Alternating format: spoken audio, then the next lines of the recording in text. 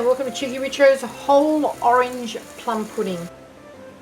The ingredients are in the recipe box below. You aren't seeing them displayed at this stage because we're going to have to cook the orange first and marinate it with some Grand Marnier injected into it. Just cover it with some hot water, put a tablespoon or so of orange marmalade, ginger marmalade, whatever flavouring you like. You could use sugar if you like, but I just like a little bit extra it imparts. Pop your orange in there and we're just going to simmer that for about an hour or so, completely as it is. I'm using a Navel Orange, the reason being it doesn't have any seeds, so that's just a handy hint if you're going to be cooking with oranges. Onto the stove top, bring it to the boil and then turn it back to a gentle simmer for about an hour. Okay, after an hour or so, we've allowed our orange to completely cool. It's really quite soft. Discard this water now. It's got all the orange oils in it and it's really quite strong. Not much good for anything else really. Just dry our orange off. Don't peel it. I'll just remove that little hard bit on the bottom, the stem. We've got some Grand Marnier. You could use Cointreau if you wanted to. Any orange liqueur would work. You should be able to notice an orange theme by now. So we've got our orange being boiled in marmalade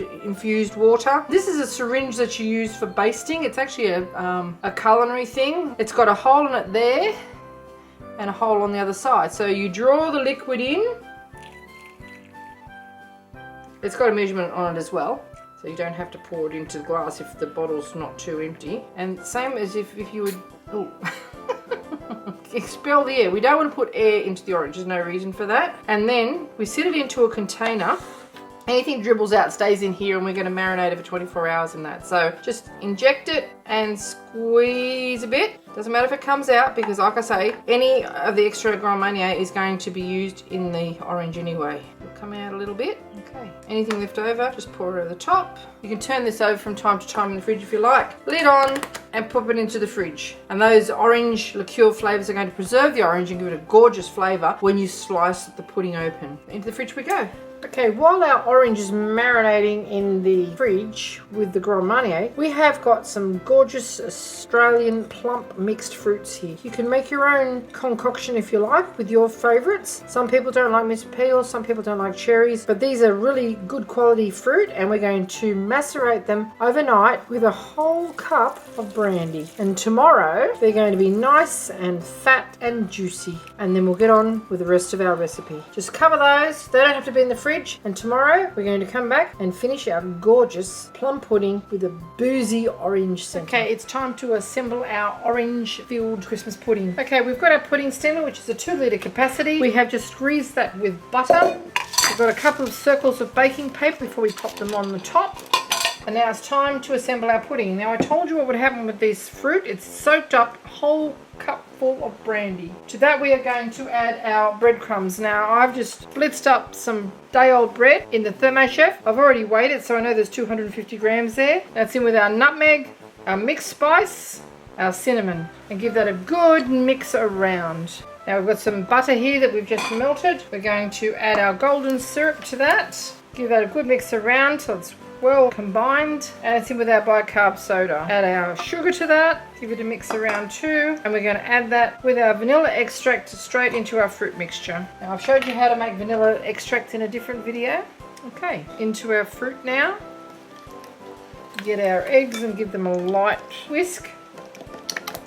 Now we're just going to mix this through, add our flour,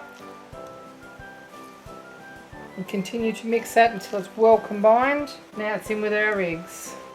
Okay, now we're just going to pour off the excess Grand Marnier out of our orange into this mix. The orange is really quite saturated with that liqueur, and give that a mix too. That's it. We load our pudding steamer now. Put some in the bottom first because you don't want the orange to sink right to the bottom. Okay, make a little divot in that and pop our orange in. And now we just cover it with that mixture.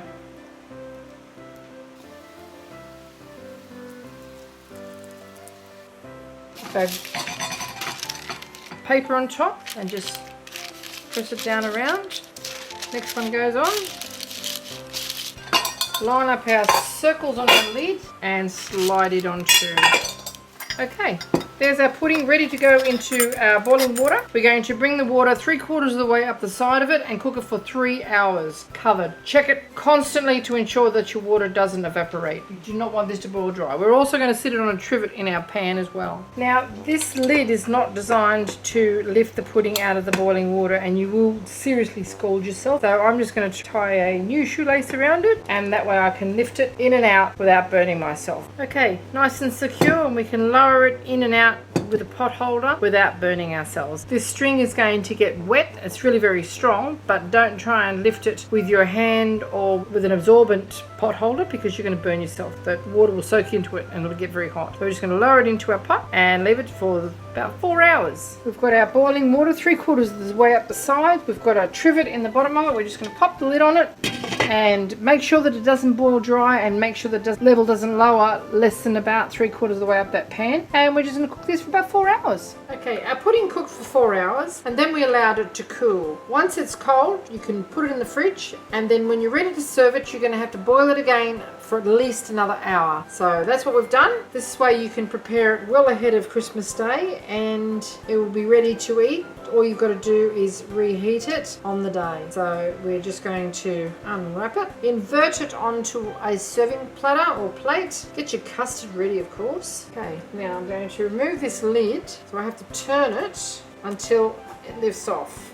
There we go, and that is what it looks like, and it smells amazing. You've got no idea. Invert this now, take off our wrapper, and then we just pop our plate on and invert our pudding, and just allow it to stand to settle down for a little while. With the lid on, it'll actually fall down. I'll show you what it looks like. Now, you can put some brandy on this and set it on fire if you like. Let's see if it hasn't got enough brandy in it. Ta-da! That looks amazing. Just let it sit for a little while we get our custard ready. You can serve it with custard, cream, ice cream, whatever you want. Okay, time for the big reveal. We've got some hot vanilla bean custard here. You can see all the little speckles of the vanilla beans in there. And now we're just going to slice into our pudding. We'll just slice into this now. Make sure you go all the way. This knife's not long enough. All the way to the bottom. I need a longer knife. Now that's a knife. Okay, oh, that's a big wedge, isn't it? Okay, the big reveal. And there you have it. Cheekyricho's whole orange plum pudding. Okay, we just pour some of our vanilla bean custard over the top of that with a little dollop of cream, because we can. And there you have it. Cheekyricho's steamed plum pudding with a whole orange centre. Thanks for watching. Okay, have a little taste, shall we? Get some of our custard and our cream, a little bit of our lovely soft orange there, and of course our delightful Christmas pudding.